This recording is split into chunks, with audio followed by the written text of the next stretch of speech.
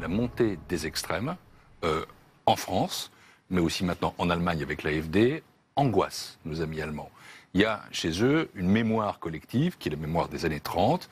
Il y a sans doute une culpabilité, ou en tout cas le désir que ne recommencent jamais les atroces dérives qui ont amené au nazisme. Et il y a la conviction qu'il faut tout faire par l'Europe pour que jamais on ne retrouve la menace du nationalisme. Et comme disait Mitterrand, le nationalisme, c'est la guerre. Oui, alors comment Angela Merkel peut contribuer à ce combat contre le Front National aujourd'hui, selon vous? En faisant en sorte que l'Europe soit une Europe forte, ancrée dans ses valeurs. Il ne s'agit pas pour elle, j'imagine, de s'immiscer dans le débat politique français. De devenir en appui des forces politiques qui luttent contre le FN, c'est ce qu'elle dit. On verra comment elle fait, mais je ne crois pas que ce soit tellement ça. Mais c'est surtout faire en sorte de convaincre à nouveau que l'Europe est la réponse et la solution. Et je pense que si elle fait ça, c'est aussi parce qu'elle voit que les populismes, justement, ne sont pas un privilège, triste privilège français. Elle voit qu'en Autriche, à la présidentielle au premier tour, le candidat d'extrême droite fait 35%. Elle voit l'AfD monter. Et je pense qu'il est nécessaire, en effet, que les pro-européens agissent. Et pourquoi pas ensemble? Moi, de ce point de vue-là, je ne suis pas totalement choqué, ou je ne suis pas choqué, parce que je pense qu'il y a des valeurs communes que nous devons défendre, il y a des combats européens ou pan-européens, il y a des partis qui sont des partis européens, et il y a des valeurs qui sont des valeurs européennes. Vous n'êtes pas choqué par un combat européen contre le Front National en France, hein? Un combat européen contre le populisme, dont la forme française et le Front National, oui, et de la même façon que pour ma part, je surveille de près ce qui se passe dans d'autres pays. J'ai le souhait et j'ai la conviction que le Royaume-Uni restera dans une Europe unie. Parce que c'est l'intérêt du Royaume-Uni, parce que c'est l'intérêt de l'Europe, parce que toute autre solution serait perdante pour les uns et perdante pour les autres. Et donc, ça ne se produira pas. La deuxième chose, c'est qu'il n'aura pas échappé à Marine Le Pen, comme à tout le monde, que le Royaume-Uni n'était pas la France. Nous sommes un pays fondateur de l'Union européenne. Nous sommes un pays pour lequel la construction européenne a été construite. C'est bien la réconciliation franco-allemande qui est là. Et nous, enfin, nous sommes un pays cœur de la zone euro. Nous avons non seulement en commun l'Union européenne, mais nous avons aussi l'euro. Et les Français, dont je vois vraiment avec inquiétude la montée du sentiment eurosceptique chez eux, les Français savent que l'euro les protège et les défend. Et les Français sont attachés, quand on regarde les paramètres, on le voit, attachés à l'euro. Donc Marine Le Pen se trompe. Les Français ne voteront jamais contre l'Europe. Les Français n'iront jamais pour une sortie de l'euro. Ce que nous devons faire, nous les pro-européens, c'est simplement mieux montrer en quoi il y a des solutions européennes qui sont positives pour les citoyens de ce pays. Je considère que le principe d'une négociation commerciale entre les États-Unis et l'Europe ne doit pas être écarté, car cela peut être d'intérêt commun. Un bon TTIP nous permettrait à l'Europe de s'ouvrir les marchés américains, et soyons conscients que les marchés américains sont aujourd'hui plus fermés que les marchés européens. Donc je ne dis pas fermons la négociation par principe. Bien sûr. Ensuite, je l'ai dit, il faut que ce soit un bon TTIP. Aujourd'hui, nous n'avons pas d'accord. Nous avons des négociations qui ne sont pas si opaques que ça d'ailleurs, et la Commission veille à ce que tous les États membres soient informés au fur et à mesure de la façon dont les choses se passent. Ni les députés européens, ils se plaignent en tous les cas. Il y a un certain nombre de documents qui sont des documents publics, et ma collègue, notamment Cécile Malmström, se rend très souvent devant le Parlement européen. Naturellement, il y a une information qui est faite. Mais aujourd'hui, il faut que cette négociation progresse, et elle n'est pas à un stade qui permette de conclure un accord. Car, cela a été dit et par François Hollande et par Matthias Fekl et par d'autres, nous ne voulons pas d'un accord qui compromettrait nos normes environnementales, qui compromettrait nos normes sanitaires, qui mettrait en cause l'existence de notre agriculture ou qui ne permettrait pas l'accès au marché public. Voilà un certain nombre de conditions. Donc, sur le principe, nous ne nous opposons pas. La négociation doit être conduite de manière extrêmement serrée et solide en fonction de nos intérêts stratégiques. Est-ce que c'est possible aujourd'hui? Est-ce que les États-Unis ne cherchent pas à imposer leur point de vue? Est-ce qu'ils ne cherchent pas, comme disent les détracteurs, à mettre l'Europe sous tutelle? Moi, j'ai pris un petit peu de recul avec certaines passions nationales. Et j'imagine que si j'étais américain et que je voyais le document européen, je me dirais, les Européens, ils ont plein de lignes rouges, ils ne veulent pas nous aider, ils ne nous comprennent pas.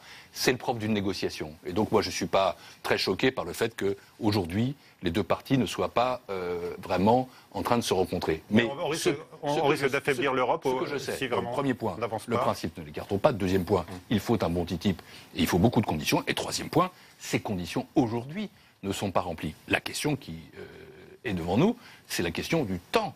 Parce qu'il reste peu de temps pour conclure éventuellement ce TTIP, puisque vous savez que l'administration américaine, celle de Barack Obama, s'achève début novembre. Donc voilà, le compte à rebours est très serré. Et quand le président dit aujourd'hui ce serait non, je suis d'accord, aujourd'hui on n'y est pas.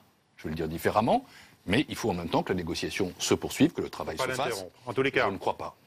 Barack Obama, qui est en fin de mandat, vous l'avez rappelé. Mais il faut mener une négociation très serrée, être très conscient de nos intérêts, avec nos propres lignes rouges, très fermes, un bon TTIP ou pas de TTIP. Le cœur de l'Europe, c'est la zone euro.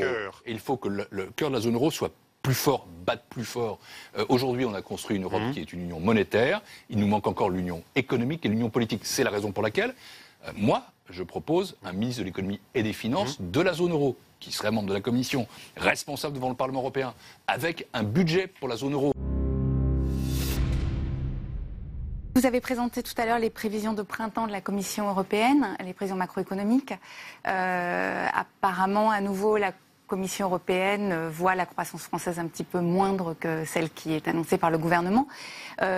Comment pouvez-vous expliquer cette différence ? D'abord, l'écart est faible. Nous voyons 1,3, le gouvernement français voit 1,5. J'ajoute que nous n'avons pas intégré dans nos chiffres les résultats du premier trimestre, qui sont plutôt un peu meilleurs que ce qu'incorporaient nos propres prévisions. Et s'il y a un bonus, je dirais tant mieux. De toute façon, cette croissance de l'économie française reste légèrement inférieure à la moyenne de la zone euro, qui devrait être de 1,6% pour nous cette année, et de 1,8% l'an prochain. Nous aurions 1,7% pour la France. Donc Paris n'a pas à se vanter. Il ne s'agit pas de se vanter ou de ne pas vanter. C'est un peu ce qu'on entend. Si on pose la question de savoir si ça va mieux, puisque c'est un tube à la mode, je réponds que ça va plutôt mieux. Plutôt mieux. Parce que vous avez d'une part la croissance qui est maintenant repartie, avec une consommation intérieure qui tient bon, avec un investissement qui repart, et on attend sans doute le zeste de confiance supplémentaire. Vous avez des finances publiques dont la situation s'améliore, on y reviendra j'imagine, mais oui, je pense tout à fait jouable, à condition que les finances publiques soient maîtrisées et que les engagements pris soient respectés. Je pense jouable de passer en deçà de 3% en 2017.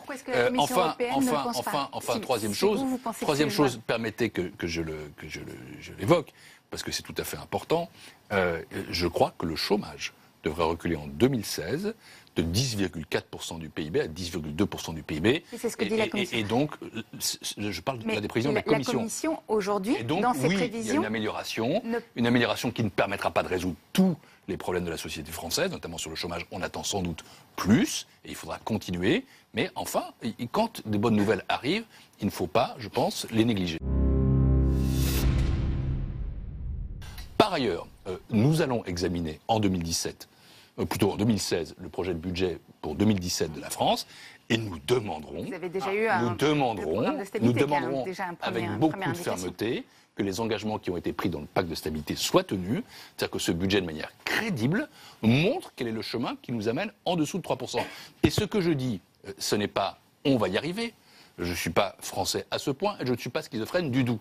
Je dis que si il y a des efforts, je dis que si les finances publiques sont sérieuses, je dis que si les dépenses supplémentaires sont équilibrées, et je dis que si les baisses d'impôts éventuelles, car le président de la République n'a pas été affirmatif, sont financées, dans ces conditions-là, oui, passer de 3,2 à en dessous de 3%, c'est jouable. Et quand je m'exprime ainsi, ce n'est pas ma parole personnelle, c'est la parole de la Commission. Et là-dessus, je ne veux pas qu'il y ait une suspicion, je ne suis pas une sorte comme ça de Français transposé à Bruxelles. Je suis le commissaire chargé des affaires économiques et financières, par ailleurs français.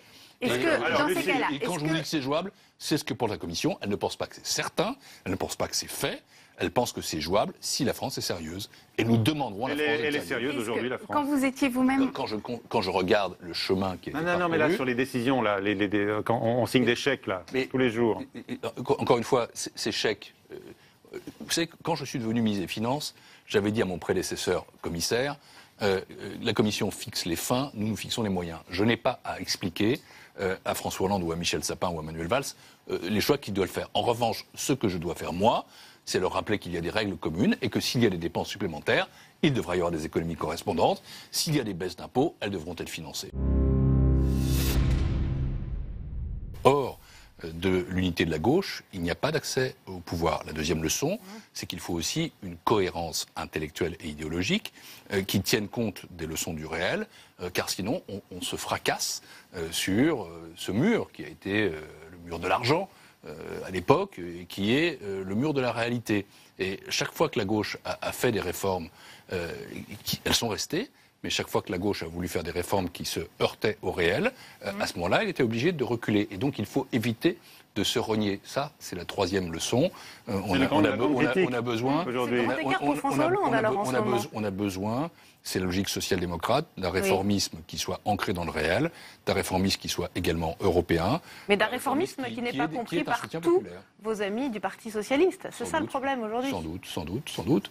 Mais c'est aussi... Les accusations sont quand même très graves. On parle de trahison, on parle de renoncement aux valeurs de gauche. Je ne sais pas qui dit cela. Je pense. Si, on va vous le dire. Vous allez me le dire parce que je suis moins ça qu'avant. Vous les connaissez mieux que nous. Ce sont vos amis. J'ai ce grand privilège de ne pas être tous les jours dans les débats du Parti socialiste. Est-ce que les fondeurs sont les fossoyeurs de ce quinquennat, Pierre Moscovici? Écoutez, non. Ceux qui ils expriment des opinions, ils ne votent pas les textes, ce qui est compliqué pour une majorité. En même temps, ils ne représentent pas l'immense majorité des socialistes et des sociaux-démocrates. Ce quinquennat est un quinquennat dont il appartient au président de la République de démontrer qu'il a été utile, et puis ensuite, on verra comment cela se porte dans la campagne électorale. Mais les accusations, directeur de campagne en 2012, donc vous vous souvenez bien des promesses de campagne de 2012. Il me semble, je m'exprime à titre personnel, que les accusations de trahison ou de renoncement sont sans fondement, et que ce n'est pas une façon, au sein de la gauche, de mener le débat. Non. Et vous ne comprenez pas que certains puissent être heurtés du fait que François Hollande se soit éloigné à ce point, par exemple, du discours du Bourget, on le cite souvent, de proposer parfois des lois finalement qui satisfont plus la droite que la gauche. La loi travail, par exemple, au départ, elle a quand même plus été applaudie sur les bancs de la droite, plus applaudie par le patronat. Comprenez-moi, moi là je suis dans une position un peu inconfortable parce que je suis commissaire européen. Je ne peux me faire ni le critique, ni l'avocat de François Hollande. Mais je n'ai pas envie, et je ne le peux pas. Je dirais simplement ce que je crois sur le plan des principes. Je pense qu'une gauche de transformation, qu'une gauche de réforme, qu'une gauche du réel, qu'une gauche européenne, qu'une gauche social-démocrate, qu'une gauche rénovée, eh bien, l'avenir pour cette famille politique, qu'elle a besoin de rester elle-même, qu'elle a besoin de rester authentique, qu'elle a besoin de rester fidèle à ses valeurs, qu'elle a besoin aussi de tenir compte du réel. Est-ce que cela s'est passé pendant ces 5 ans? Je pense que honnêtement, il y a eu une tentative sincère pour le faire avec de vrais résultats, avec de vraies réformes, qu'il y a sans doute eu aussi des choses qui n'ont pas fonctionné, qu'il faut faire cet examen. Par exemple le Premier ministre a donné un certain nombre d'exemples. Je pourrais en donner d'autres. Le président de la République en donné. Mais ce n'est pas à moi de le faire, encore une fois. Mais est-ce qu'on est à l'heure du bilan? C'est vrai que Manuel Valls a pointé un certain nombre d'erreurs dans une interview récente. Vous savez, une campagne électorale et l'approche, c'est ce moment privilégié où il y a cette rencontre avec le pays, ce grand débat, où il y a d'une part le bilan, et il est nécessaire. Il a déjà commencé. Il doit être fait à la fois par ceux qui critiquent le chef de l'État et la majorité, c'est l'opposition, mais aussi par le chef d'État et par la majorité lui-même. Et je crois comprendre que François Hollande réfléchit aussi lui-même à ce qui a fonctionné et à ce qui n'a pas fonctionné. Et puis il y a aussi, et c'est une deuxième dimension qui est essentielle, c'est la dimension du projet. Il va faire un inventaire avant même la fin du quinquennat? Ou à la fin du quinquennat? Je n'ai pas la sensation, quand je rencontre François Hollande, de trouver quelqu'un ni d'abattu, il ne l'est pas. C'est un homme combatif, il l'a toujours été, il sait ce que c'est que la politique, il a de l'expérience, il a du métier, il a beaucoup de sang-froid. Mais ce n'est pas non plus un homme autosatisfait. Je pense qu'il est aussi capable, lui-même, de se dire, voilà, ça a fonctionné, ça n'a pas fonctionné. Et s'il était candidat, il sait sans doute que le projet devrait être à la fois le prolongement de ce qui a été fait et aussi sans doute un peu différent. Ça, c'est le propre d'un bon politique. Et je pense qu'en toute hypothèse, on peut lui faire beaucoup de critiques.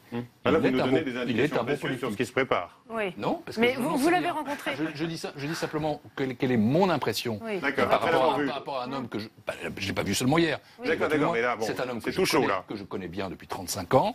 J'ai été effectivement le directeur de sa campagne présidentielle. Je ne suis pas son porte-parole. Je ne sais pas quelles sont ses intentions. Non, mais vous le connaissez bien, c'est important. Mais mon sentiment, c'est que cet c'est un homme qui est combatif, qui est fier de ce qu'il a fait, et qui est aussi un homme lucide. Et qui sera un bon candidat? Je ne sais pas.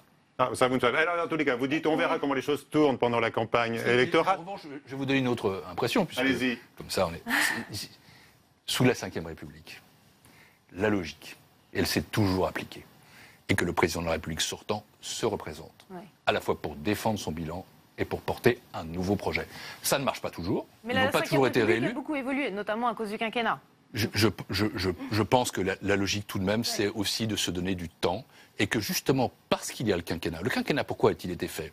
On pouvait se dire 2 fois 7 ans, c'est trop. Et d'ailleurs, à part François Mitterrand, personne n'a fait 2 fois 7 ans. Et les dernières années de Mitterrand étaient des années compliquées. Et donc on s'est dit, le quinquennat, pourquoi? Parce qu'on peut faire 2 fois 5 ans. C'est en gros le rythme qui existe dans nos démocraties. Donc l'existence du quinquennat va plutôt renforcer l'idée de candidature d'un homme à la présidence de la République. Et c'est ce qui s'est toujours passé. Que le président... Encore une fois, je ne fais qu'une observation historique qui me paraît cohérente avec le fonctionnement de nos institutions. La coalition, elle peut être obligée. Si d'aventure Mme Le Pen était au 2e tour en 2017, certains sondages, beaucoup de sondages en réalité le disent, alors à ce moment-là, il serait compliqué pour ceux qui auraient élu un président au 2e tour de dire on s'ignore.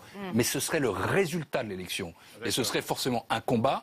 Ça ne peut pas être une confusion qui précède l'élection. C'est en tout cas... C'est une hypothèse envisagée. Il n'y a pas qu'Emmanuel Macron. Manuel Valls dit aussi un peu les mêmes choses que son ministre sur ce thème-là. Je ne veux pas les départager, mais ils ne disent pas tout à fait la même chose. Même Jean-Christophe Cambadélis parle de dépasser les partis politiques. Ils ne disent pas la même chose. Ils ne disent pas la même chose. Non, ils ne disent pas la même chose. Parce que l'un dit, voilà, ni droite ni gauche, on fait quelque chose avant, c'est le sens de son mouvement. L'autre dit, je suis de gauche et je peux être amené à travailler avec d'autres dans le cadre d'une coalition, ce qui est déjà plus classique. Et certains appellent, comme Jean-Christophe Cambadélis, à dépasser aussi les partis politiques. En toute hypothèse, ce qui est important, et ça c'est ma position constante, c'est que la gauche se rénove. Il y a évidemment une insatisfaction par rapport à la gauche en France. Il y a besoin de modernisation, il y a besoin de théoriser. Emmanuel Macron, il y a besoin de théoriser ce qui a été fait. Il y a un besoin de conceptualiser, il y a un besoin d'avancer dans la gauche par rapport à l'Europe, d'être enfin complètement européen et de construire également une Europe qui soit davantage marquée par les idées de la gauche, de faire des propositions social-démocrates. J'y travaille, moi, avec Martin Schulz, le président du Parlement européen, avec Matteo Renzi. Et donc, voilà, je crois plus que notre avenir, c'est la modernisation de la gauche, la refondation de la gauche, la rénovation de la gauche, que l'affadissement de la gauche ou la fin de la gauche. C'est François Hollande qui l'incarne. Ça, on verra. Je sais pas. C'est pas à moi de le dire. Je dis simplement que quand je vois le président de la République, je vois un homme combatif.